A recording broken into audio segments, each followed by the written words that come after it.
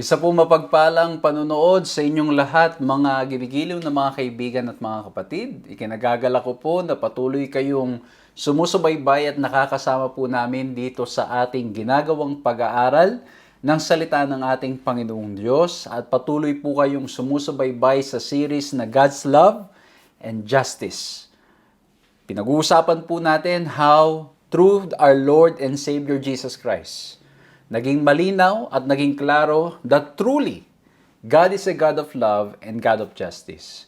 It is through the cross of Christ that we can see the balance of love and justice. Nung nakaraan po nating pag-aaral, we made it very clear na tayong mga tao, at times, we can be on the extreme left or extreme right. Minsan parang tayo ay extreme sa love or extreme sa justice. But as we continue to look at Jesus Christ, we can see na it's possible to balance it.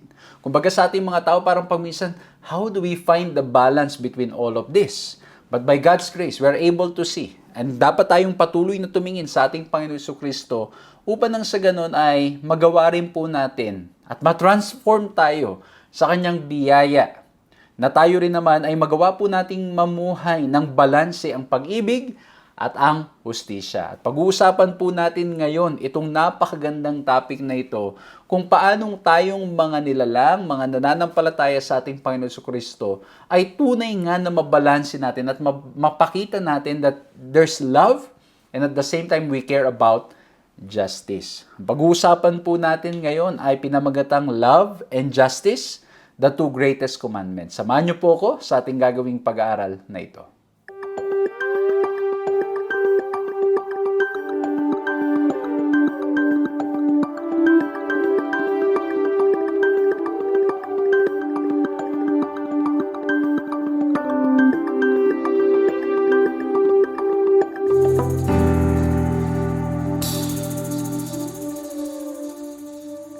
Ako po si Pastor Jan Alexis Mercado at patuloy po kayong sumusubaybay sa paglilingkod na pinagkakaloob po sa inyo ng 3 Points Ministries na napapanood din naman sa Hope Channel.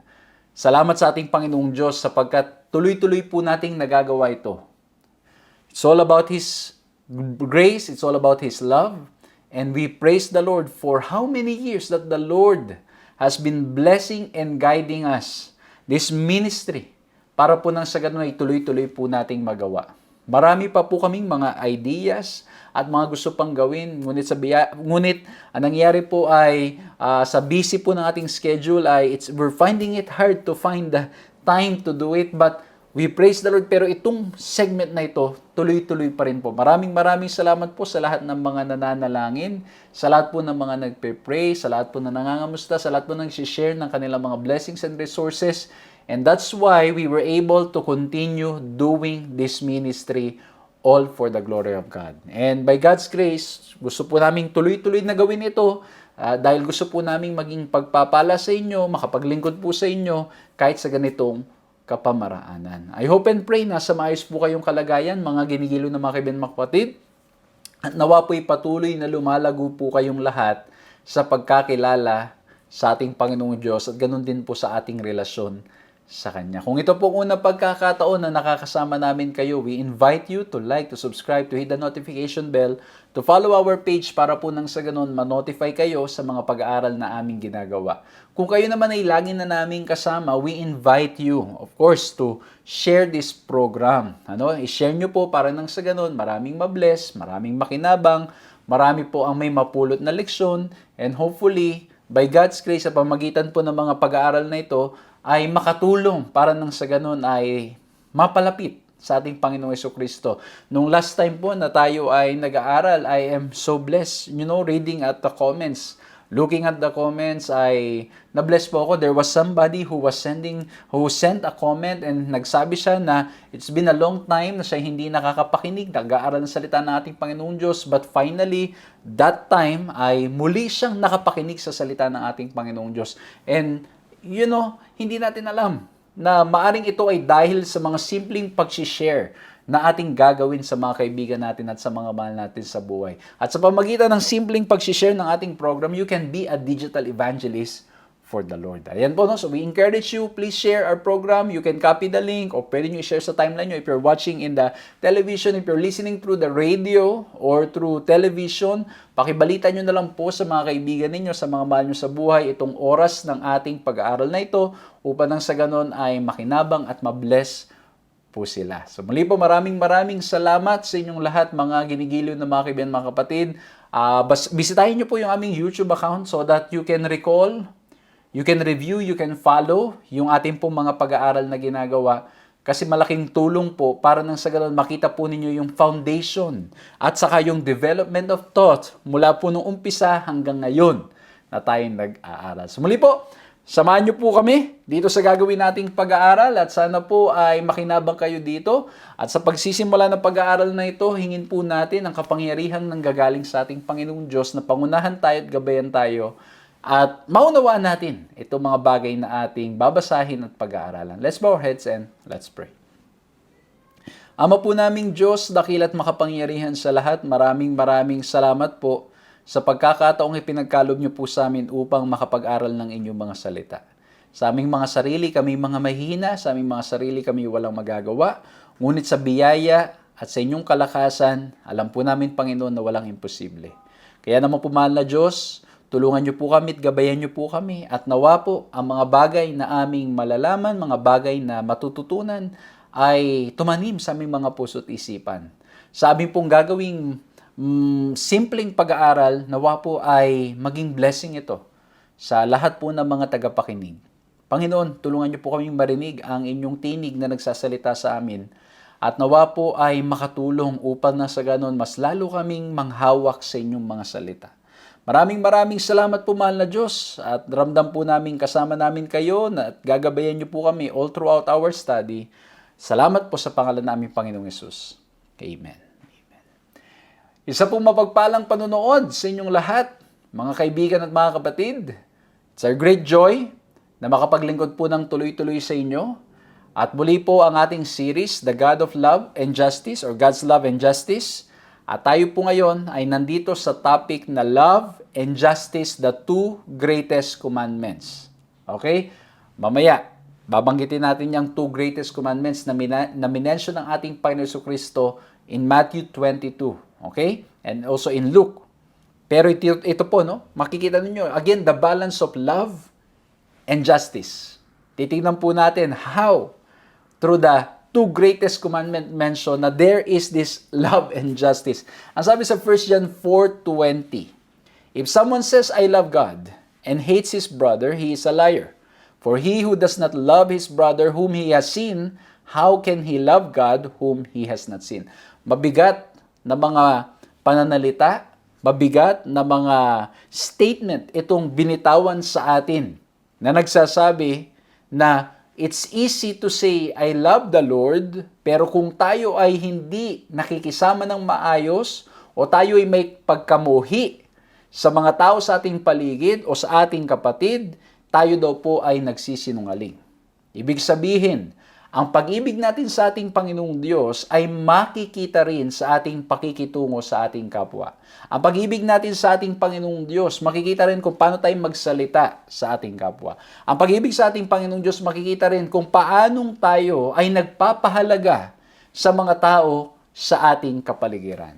Kaya naman dito po sa pag-uusapan natin ngayon, I want to share with you 3 points. Na nawa po maging madaling paraan para maunawaan, maalala, at ma-share natin sa mga kaibigan at sa mga mahal natin sa buhay. Kung meron po kayong ibang mapupulot na leksyon, ang gawin po natin, i-share po natin o i-comment ninyo sa mga nanonood sa social media para po nang sa ganun makinabang at mabless rin naman po yung mga tao na kasama nating nag-aaral ngayon.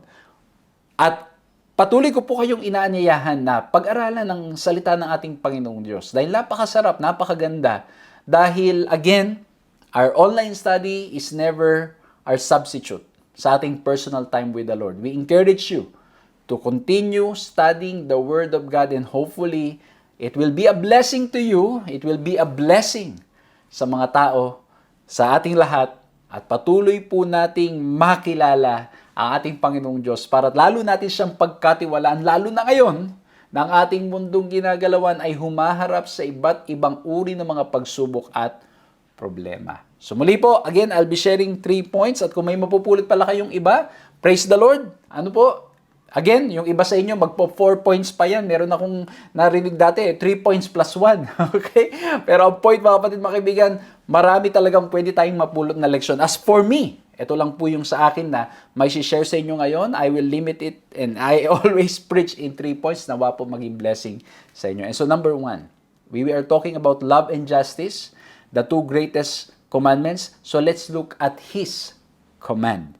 Basahin natin sa Matthew 22:37 to 40. Ang sabi ganito, you shall love your neighbor as yourself.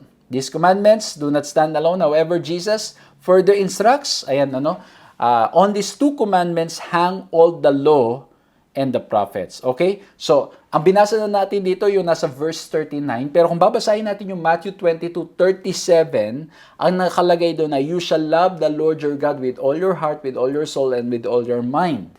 Pagdating doon sa second, sa verse 39, you shall love your neighbor as yourself.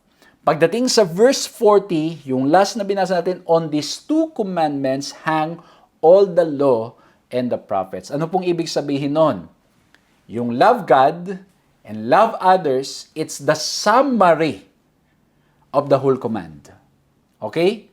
Kasi yung iba sasabihin, wala na yung mga Old Testament 10 Commandments. Kasi ang meron na lang, ito yung first and second, yung greatest commandment.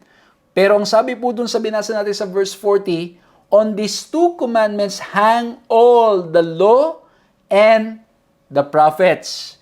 Ibig sabihin, nakasummarize. Halimbawa, you shall love the Lord your God with all your heart.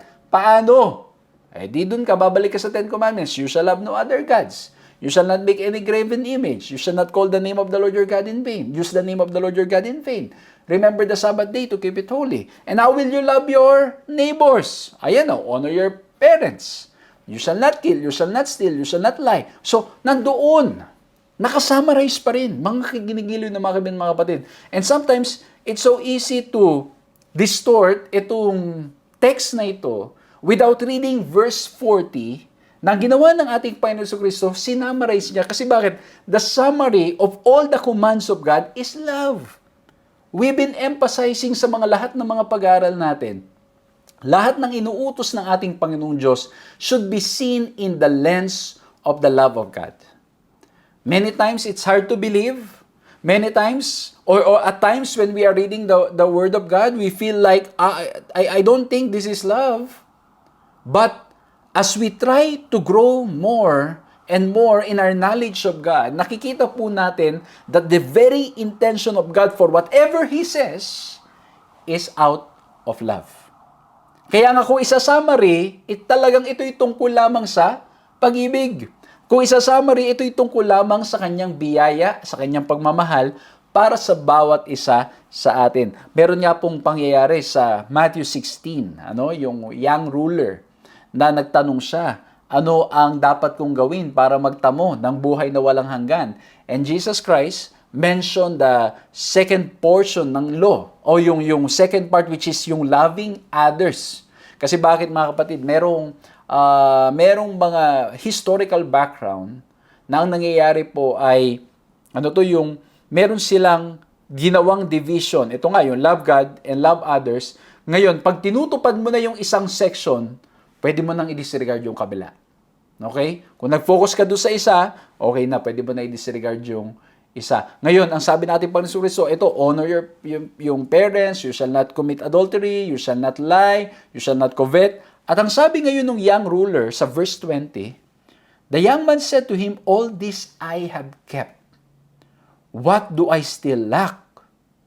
Matindi yung statement niya. Ibig sabihin, talagang sinunod niya. Then verse 21, Jesus said to him, if you would be perfect, go sell what you possess and give to the poor, and you will have treasure in heaven, and come follow me. When the young man heard this, he went away sorrowful, for he had great possessions. Bakit, mga kapatid, mga kaibigan?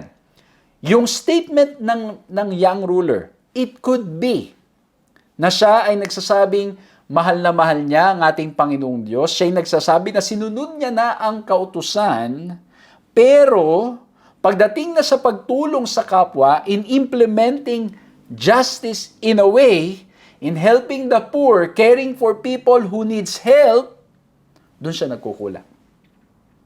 Kasi bakit po?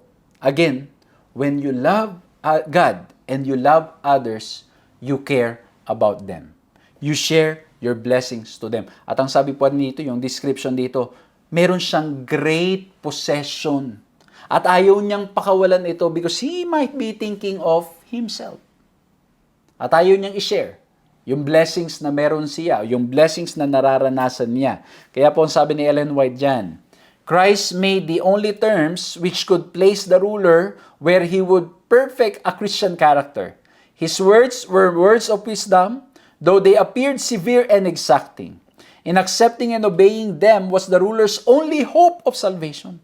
His exalted position and his possessions were exerting a subtle influence for evil upon his character. If cherished, they would supplant God in his affections. To keep back a little or much from God was to retain that which would lessen his moral strength and efficiency. For if the things of this world are cherished, however uncertain and unworthy they may be, they will become all-absorbing. Kaya kumbaga, yung statement ng ating Panginoon Jesucristo na isuko ang lahat ng mga bagay na narito sa sanlibutan ay upang nang sa ganun talagang magawa niya na ibigin ng ating Panginoong Diyos at ang kapwa niya ng buong buo. Because again, yung key text natin, it's easy to say, we love God. And yet, if we do not care for the people around us, then, sabi ng ating Panginoon Jesucristo, we are lying. Mga kapatid, grabe.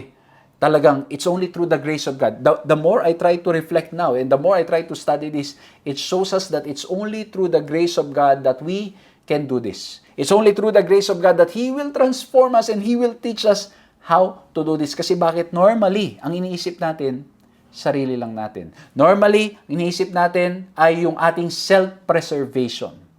At minsan nga po, ito yung nagiging dahilan kung bakit may mga magagandang plano, may mga magandang mga panukala, may mga maganda tayong gustong proyektong gawin. And yet, because of the thinking of self-preservation, we're thinking more of how we will preserve ourselves instead of advancing the kingdom of God.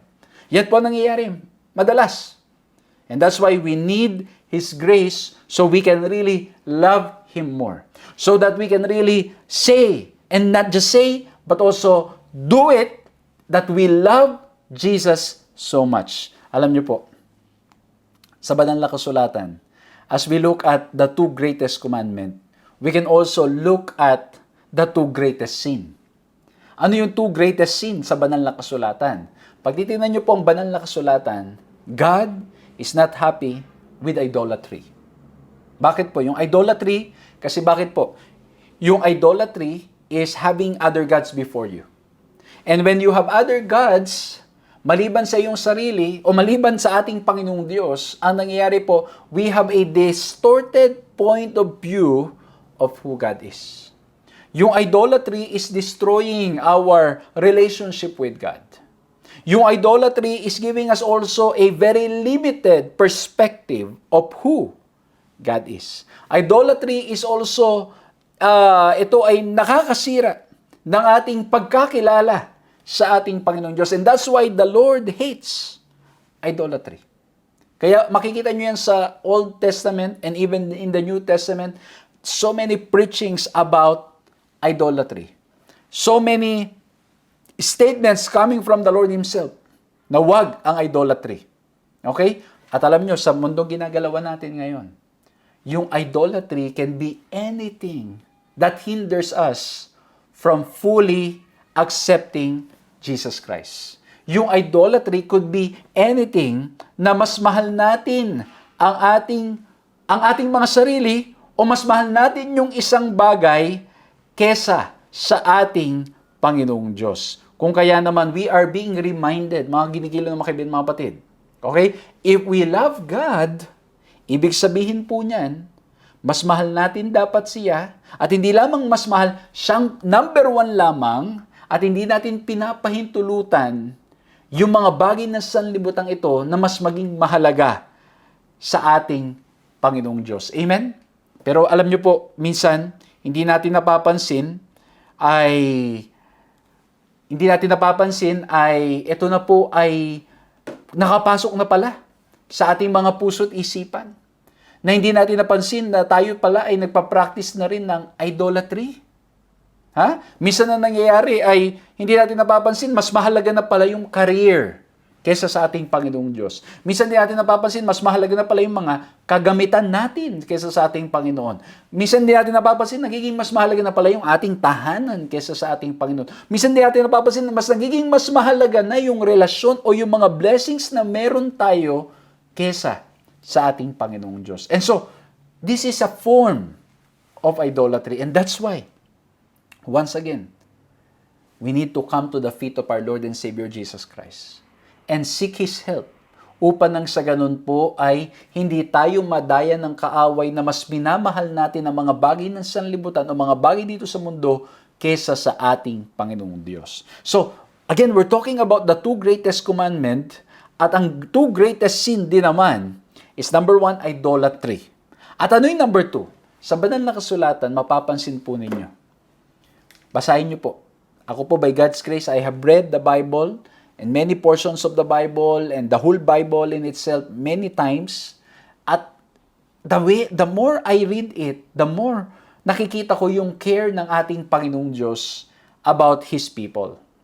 And that's why, pag titingnan po natin talagang mabuti at pag-aaralan natin, yung isa pang greatest sin is the mistreatment of His people. Pag hindi tinatrato ng tama ang tao, kaya nga maraming mga rules o maraming mga utos ang ating Panginoong Diyos about caring for the people in need. Naiwasan yung mga abuse, maiwasan yung mga paggawa ng hindi maganda sa kapwa. And as we look at the world that we're living in right now, makikita po talaga natin na maraming mga injustices and mistreatment na nangyayari dito sa mundong ating ginagalawan. Kaya, the more we study the Bible, the more we see that the problems in the Old Testament and New Testament is still the problem that we are facing today. Idolatry and the mistreatment of His people.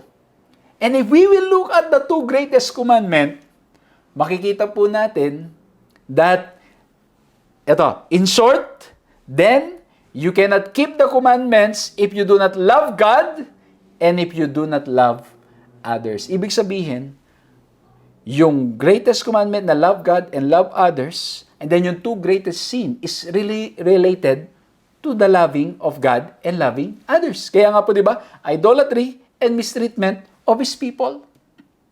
Nangangahulugan lamang na talagang yung command na mahalin ang ating Panginoong Diyos, mahalin ang ating kapwa, ay kailangan nating sundin sa Kanyang biyaya. And again, mga kapatid, tayo yung mga makasarili. Sa ating mga sarili, tayong mga mahihina, we need to come to our Lord and Savior Jesus Christ again and again. Ito pong mga nakaraan lang, I was preaching about compassion. Yung compassion ni Christ. Makikita niyo po yan sa buong banal na kasulatan, especially in the New Testament, that every time He sees people in need, ang nakalagay laging comment doon o statement doon, and He had compassion. And He was moved with compassion. Laging it's with compassion ng ating Panginoon Jesucristo ay kumikilos at gumagawa. Okay? He was moved with compassion. Kaya naman, sa atin rin po, sa tuwing may nakikita tayong mga nangangailangan, sa tuwing may nakikita tayong may mga problema, sa tuwing nakikita natin yung mga kaguluhan sa sanlibutan, I hope that we are moved with compassion as well. Na hindi tayo namumove ng anger, hindi tayo namumove ng jealousy, hindi tayo namumove ng anumang emosyon, kundi it's the compassion ang dapat nating maramdaman. Di ba po minsan ganito? Pag tayo ay may nakikita, halimbawa na lang sa social media. Ito, ayan, I will touch again on social media kasi nga po, I'm serving as yung dito po sa digital evangelism ng Adventist World Radio. Ano po nangyari? Madalas pag may nakikita tayong mga posts against us, what do we feel? Di ba nagagalit tayo? I think instead of anger, we need to pray to the Lord and we need to come to the feet of the cross, feet of Christ, para nang sa ganun, instead of feeling angry, we will feel compassion. Hindi lang ngayon, makikita ninyo, may mga nag-aaway ngayon sa social media kasi nga, yun nangyayari sa ating bansang Pilipinas. Hati ang mga tao. Ano ang dapat gawin? Ano ang dapat na fair ba o hindi itong mga nangyayaring ito? At minsan, mga kapatid, nag-aaway-away. Minsan, mga kapwa mananampalataya. Minsan, kapwa mga Kristiyano, nag-aaway-away. Alam niyo yung mga post natin pag minsan nagpapatama tayo sa isa't isa, pinapatamaan natin yung iba na alam natin na iba ang pananaw kaysa sa atin. I hope and pray that instead of feeling like that, we will feel compassion. With what is happening in our world today, ang kailangan nating maramdaman ay compassion ng mga tao masyadong abala sa mga bagay na nangyayari sa sanlibutan pero walang panahon sa salita ng ating Panginoong Diyos. They are so updated sa bawat galaw na nangyayari ngayon. They are so updated sa mga detalye ng buhay ng ibang tao, ng mga high profile na mga na napapanood nila, o kaya naman ng mga nasa politika, o kaya naman ng mga tao na nasa paligid nila, o kaya naman ng sports na pinapanood nila, o kaya naman ng mga kung ano-anong bagay na nandyan sa social media o sa television o dito sa sanlibutan, and yet they do not have time to read the Word of God. Yan ang mas malaking problema, mga kapatid. And that's why, ang kailangan natin, mga kapatid, is the compassion of Christ. That people are too busy with these worldly things. I know, mga kapatid, yes, I'm not saying to disregard these informations or this information. I'm not saying, wag nyo nang pahalagan yung mga balitang nangyayari. What I'm trying to say, mas binibigyan nating halaga itong mga detaling ito, pero wala pala tayong panahon magbasa ng salita ng Diyos. And that, in a way, is idolatry. That, in a way, is not loving God supremely. Kasi mas binibigyan natin ng panahon yung mga bagay na ito kaysa sa ating Panginoong Diyos. Tapos kung kung makareact tayo sa ibang tao na against sa ating opinion, sa halip na compassion ang nararamdaman natin, nagagalit tayo. And so in that way, we're not loving others as the Lord loves us. And so the command, the two greatest commandments, we can see again the balance of love and justice. Love God, love others, and it also means do not practice idolatry and do not mistreat people. And so, let me move to my second letter, C. We look at the command, His command. Now, let's look at His concern. And His concern, magmula na nagkasala ang tao, ulitin ko po, mula po nung umpisa, ine-emphasize natin anong ginagawa ng kaaway. He's trying to distort our perspective, our understanding, or our knowledge of who God is. Ang presentation, sobrang labing ang ating Panginoong Diyos, hindi ka naman niya walang justice. O minsan naman ay sobrang mapusok ang ating Panginoong Diyos, wala namang love. But dito sa pinag-aralan natin, yung balance ng love and justice. And so, the Lord loves justice. He's a God of love and He loves justice. At ang kanyang ginagawa, ang kanyang concern, and even the concern of Christ when He was here on earth, is to establish justice. Basahin natin itong mga text na to. Napakaganda. Psalms 33 verse 5. He loves righteousness and justice. The earth is full of the steadfast love of the Lord. Ang ganda nitong text na to. Ang minimension dito, He loves righteousness, He loves the truth, He loves justice, pero yung susunod na line, the earth is full of the steadfast love of the Lord. Anong ibig sabihin nun? As the Lord practices righteousness, truth, and justice, ang buong mundo ay napupuno ng dakilang pag-ibig ng ating Panginoong Diyos. And that's why we can see once again the balance of love and justice and God loving justice. Ito pa, Isaiah 61 verse 8, very clearly stated, "For I, the Lord, love justice. I hate robbery and wrong. I will faithfully give them their recompense, and I will make an everlasting covenant with them." You see the statement? For I, the Lord, love justice.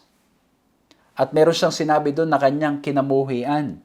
And again, this is about mistreatment of others or mistreating others. So, what is His concern? The concern of God is to establish justice, to make clear yung righteousness. To make clear, mga kapatid, na God is a God of love and He loves justice. He cares about people. He cares about what's right. Kaya nga po, pag binasa natin yung Psalms 82, yung mga rulers of this world, they are being asked. And then after being asked, or after being questioned, sila po ay binigyan ng payo how they can implement justice. How they can practice love for others. Okay? Kaya nga love and justice, the two greatest commandments. So, how they can practice justice and at the same time, how they can love others. And it goes together. Tingnan nyo Psalms 82, 2-4. How long will you judge unjustly and show partiality to the wicked? Ito na yung advice. Give justice to the weak and the fatherless. Maintain the right of the afflicted and the destitute. Rescue the weak and the needy. Deliver them from the hand of the wicked. Napansin nyo ba mga kapatid ko, mga kaibigan ko? It's about loving others and at the same time, the Lord saying, kailangan daw pong ito yung mga gawin.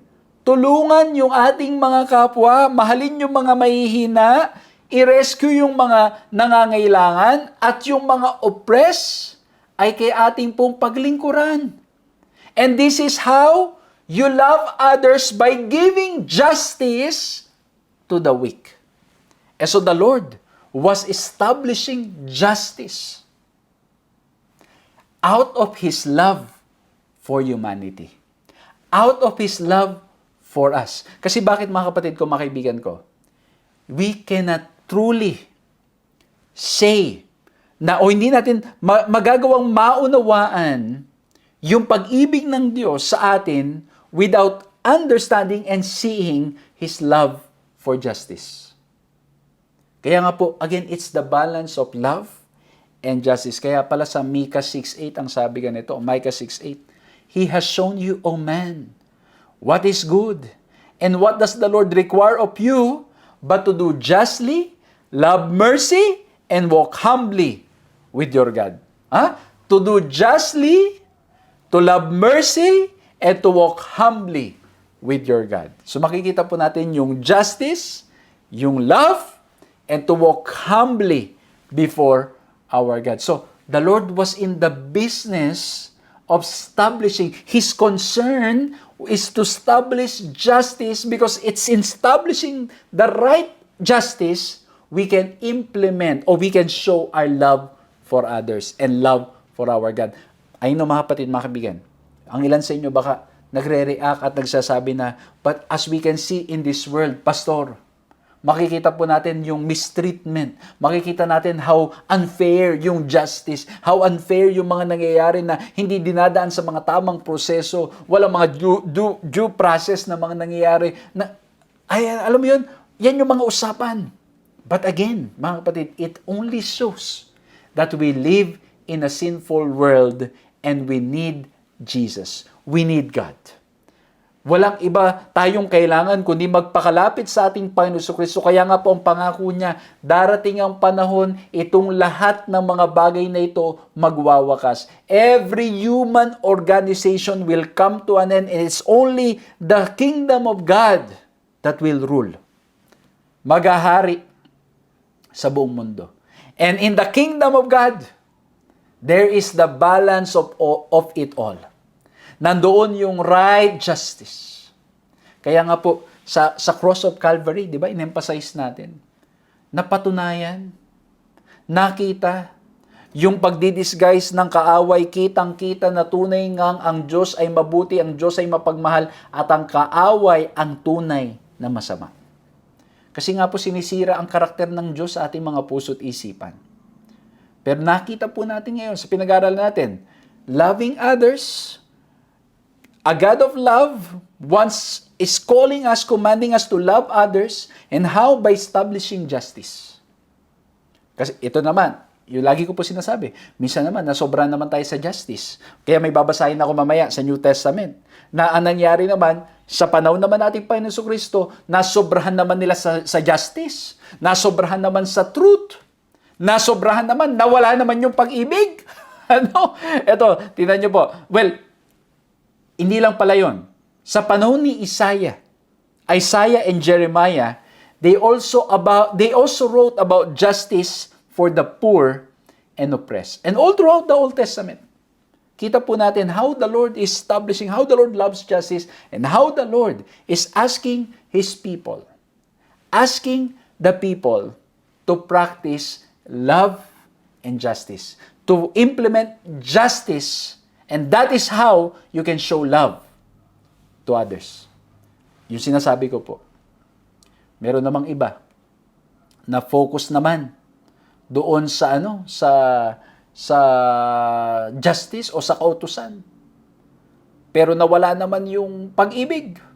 At hindi lang nawala yung pag-ibig, minsan naman mga kapatid, pag na-implement yung justice lang, na't walang pag-ibig, akala natin it's really justice, but in reality, hindi talaga. Kasi sometimes too much justice na hindi balanse at hindi nakasang-ayon sa kalooban ng ating Panginoong Diyos is also harming the people around.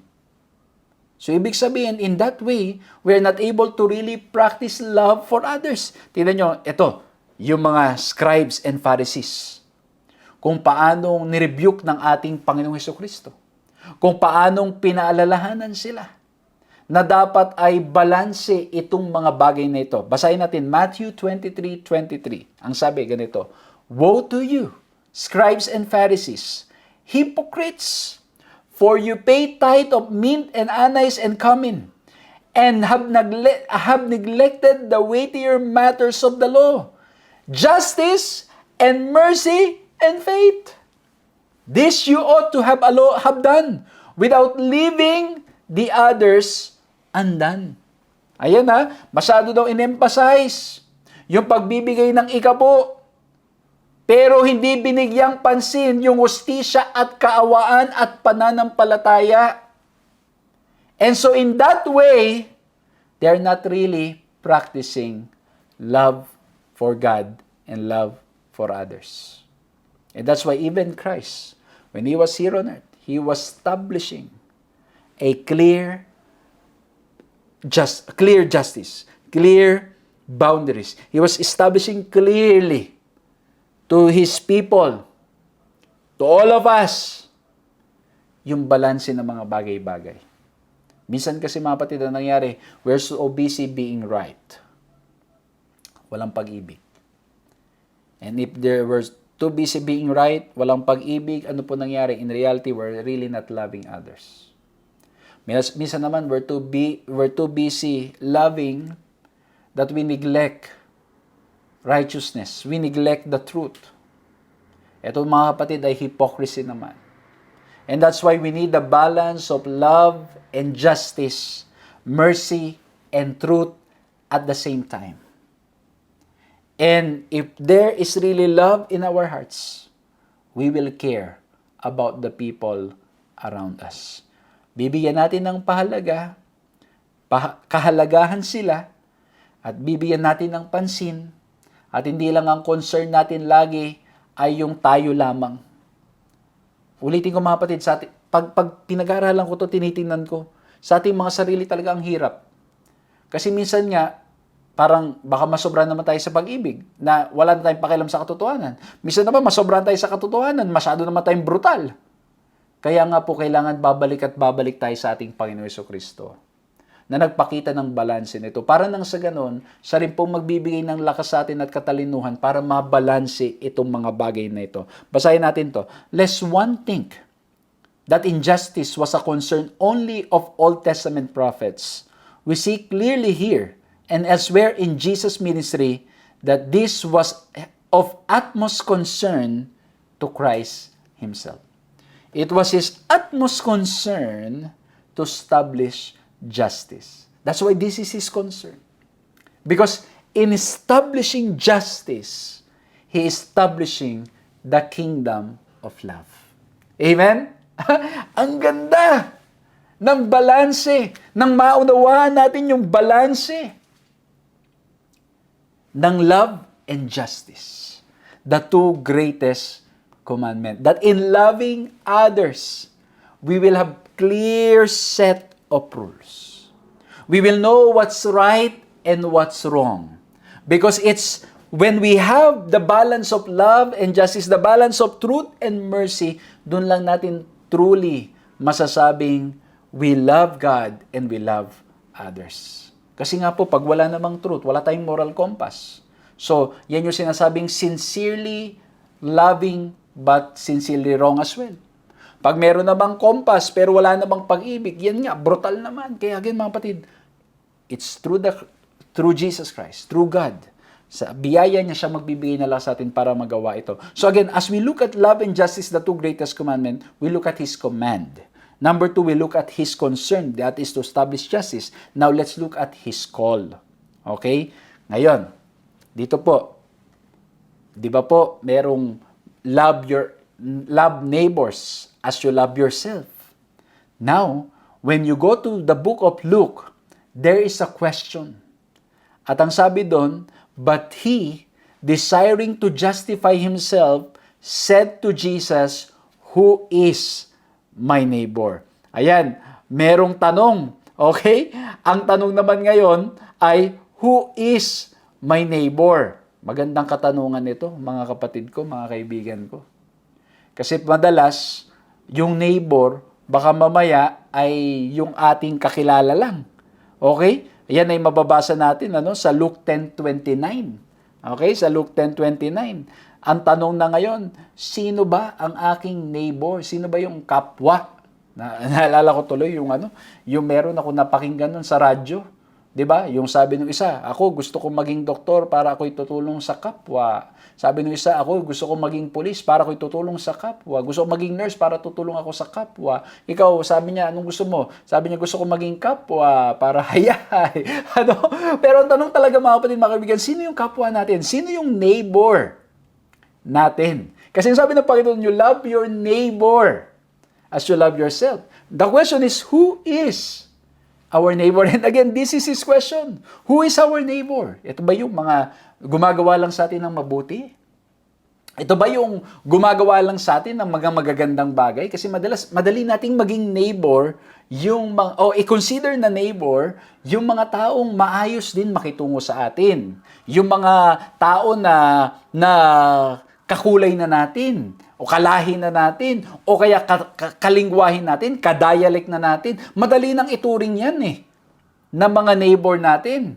Paano kung kakaiba sa atin? Paano kung merong war going on? And still, okay, yung what I mean, there's war between these two races, or even completely different dialect.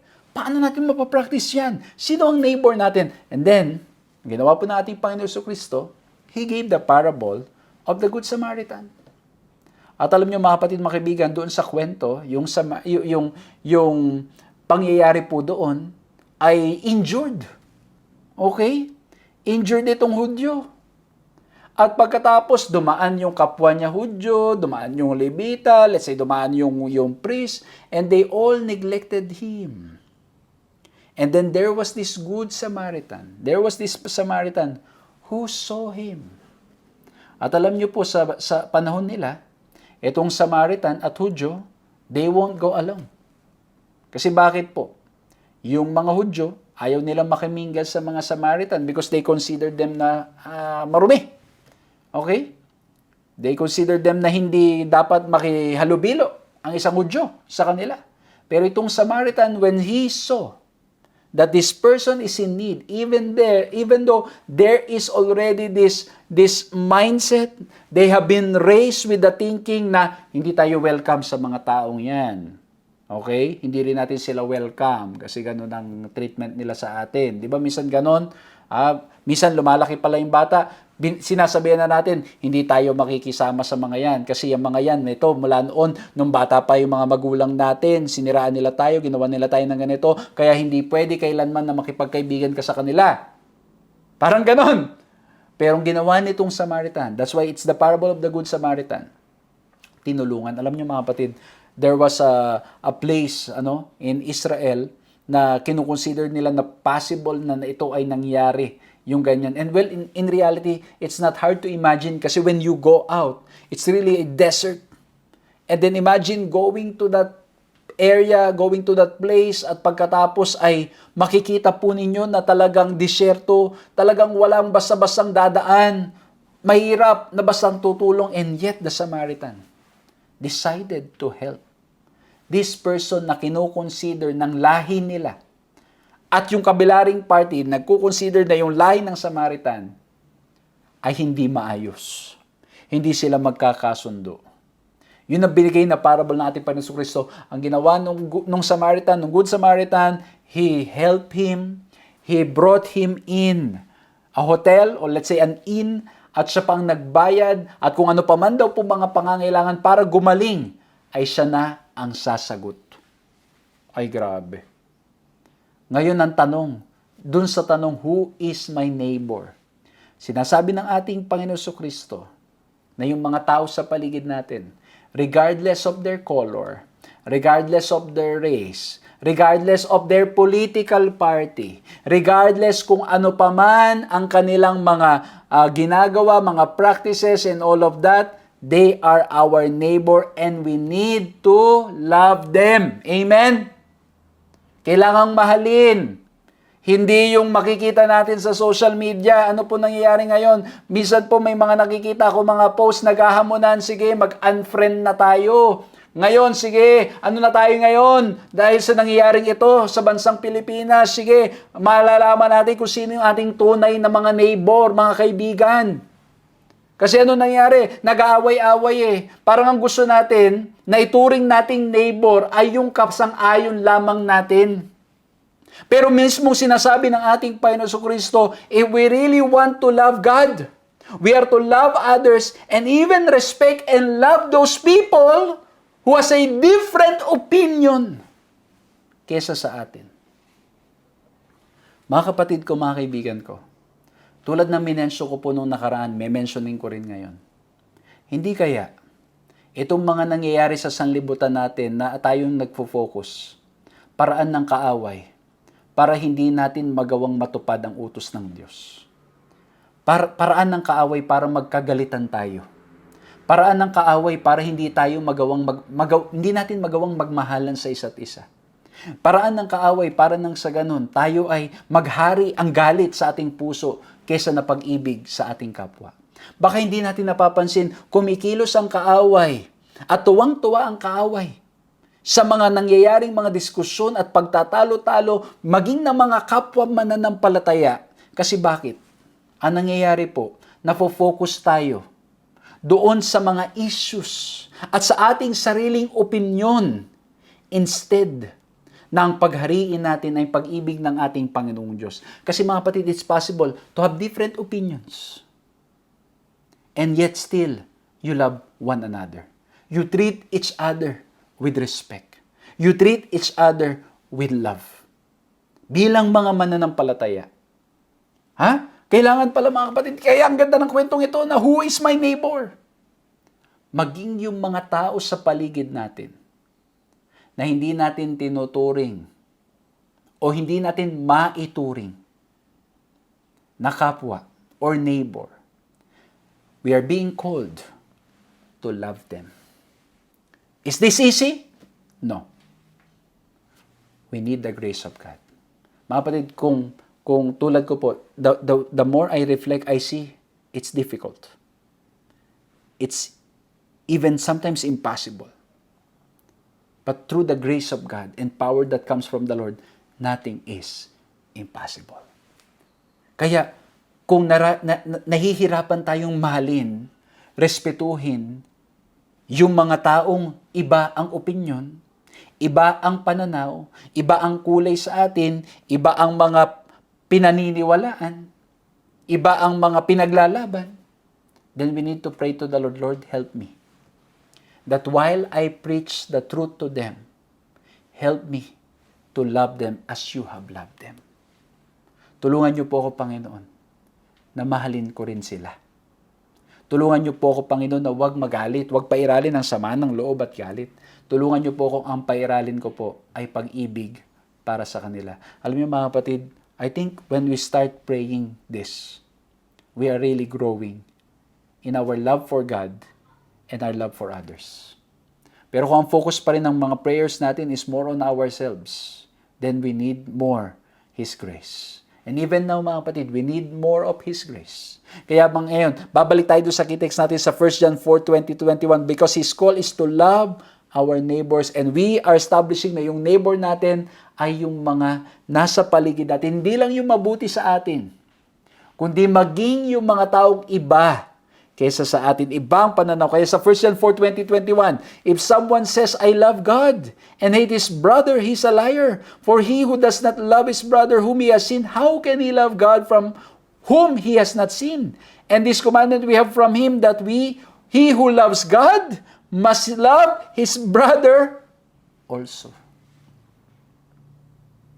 Kaya mga kapatid, kung tunay na sinasabi nating mahal natin ang ating Panginoong Diyos, makikita rin po yan kung paano natin mahalin ang mga tao sa ating paligid. Ay grabe mga kapatid ko, mga kaibigan ko. The more I study this, the more I read this, the more I realize how helpless I am. The more I realize how much I need God.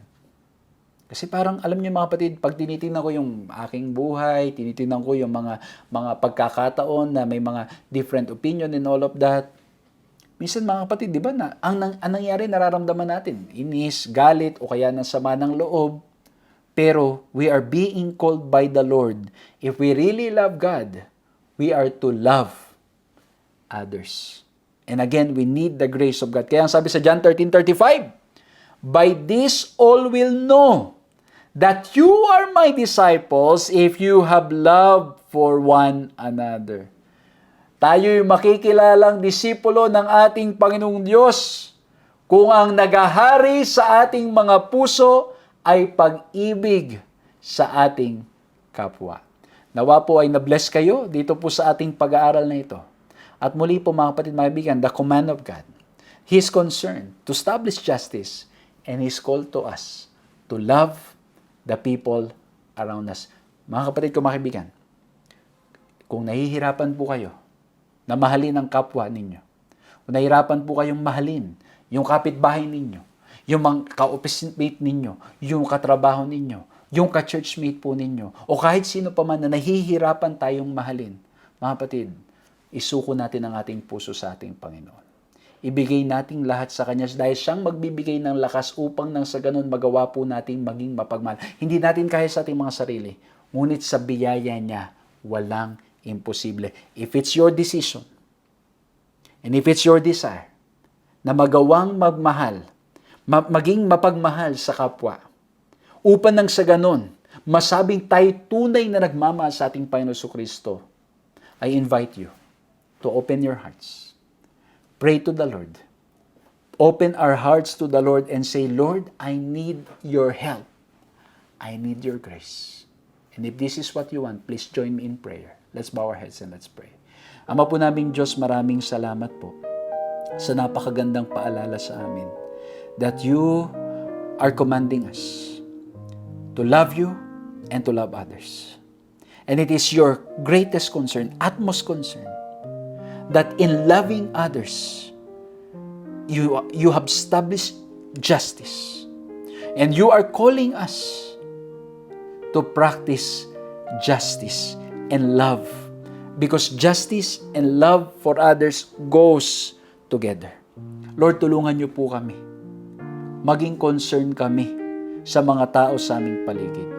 Lalo na po sa mga taong iba ang mga pananaw at iba ang kaisipan at hindi katulad ng aming mga pinaniniwalaan at aming mga iniisip. Tulungan niyo po kami, Panginoon, na lahat ng aming gagawin ay gagawin namin ng sang-ayon sa inyong kalooban at hindi lamang po ng aming mga sariling kagustuhan. Lord, patawarin niyo po kami sa mga panahong sinasabi naming mahal namin kayo pero hindi naman makita sa ang aming pagmamahal sa aming kapwa. Tulungan niyo po kami, Panginoon, ngayon. Bigyan niyo po kami ng lakas. Binubuksan po namin ang aming mga puso. Tulungan niyo kami, Panginoon, na lumago ng patuloy sa pag-ibig sa inyo at sa pag-ibig sa aming kapwa at maging concern kami sa mga tao sa aming kapaligiran. If there is a need to stand for them so that there will be justice and there will be love, tulungan niyo po kaming gawin ito. Tulungan niyo po kaming gawin ito nang ayon sa inyong kagustuhan ng may pag-ibig. Lord, hindi namin kaya sa aming mga sarili. Ngunit sa biyaya po ninyo, we know that nothing is impossible. Help us to care for the needy, to care for those people who are oppressed. Thank you, Panginoon, sa paalala at sa inyong dakilang pag-ibig sa amin. Maraming salamat po sa pangalan ni Jesus. Amen. Maraming salamat po sa inyong ginawang pagsama sa ating programang ito. Nawa po'y na-bless kayo, nawa po'y nakinabang kayo, at nawa po ay patuloy na tayo lumago sa ating pagkakilala sa ating Panginoong Diyos. Purihin ang ating Panginoong Diyos at patuloy niyo pong i-share ang program na to at nawa po'y maging pagpapala sa marami. At maraming salamat din po sa mga kapatid, mga kaibigan na patuloy na nagbubukas ng kanilang mga tahanan at nagsishare na kanilang mga resources para po nang sa ganon mapagpatuloy natin ang ating ministries online and face-to-face. Purihin ang ating Panginoong Diyos at piniimbitahan ko po kayo sa mga susunod pang pag-aaral. Magkita-kita po tayong muli sa susunod na pag-aaral. May God bless you all.